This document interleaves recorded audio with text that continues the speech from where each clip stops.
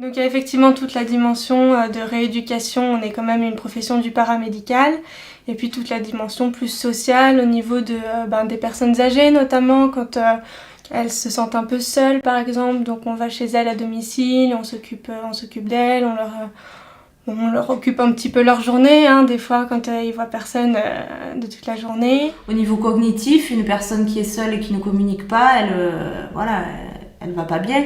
Donc ça fait partie aussi finalement de notre rôle. Pour les maladies dégénératives, on sait jamais vraiment trop quand s'arrêter parce que on est un peu les seules personnes qu'ils auront dans leur journée et qui s'occupent un petit peu d'eux, qui discutent avec eux.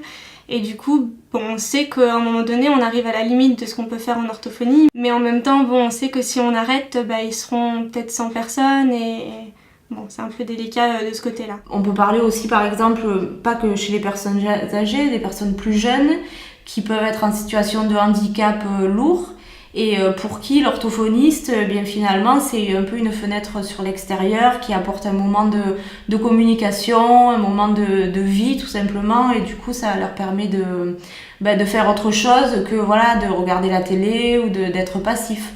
Nous, on leur permet d'être un petit peu actifs dans nos rééducations. D'ailleurs, je voyais une jeune fille 3 fois par semaine, j'allais la voir à son domicile.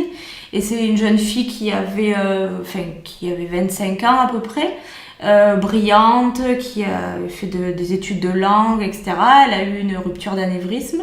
Et donc, à son réveil de coma, elle ne savait plus parler, donc elle avait ce qu'on appelle une aphasie. Elle ne parvenait plus à écrire ni à lire, enfin elle avait perdu beaucoup de fonctions cognitives.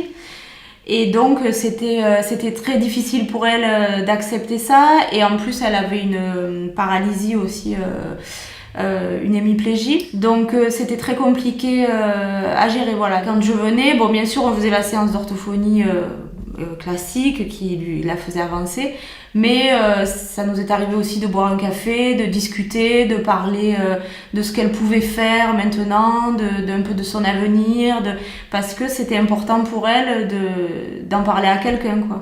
C'est-à-dire que vous avez des personnes qui ont un AVC, qui perdent le langage, enfin qui ont un trouble du langage, qui ne comprennent pas ce qui leur arrive. Parce que dans la tête de beaucoup de gens, les gens ne savent pas que le cerveau existe. Et non seulement les orthophonistes vont expliquer ça aux patients, mais également aux familles.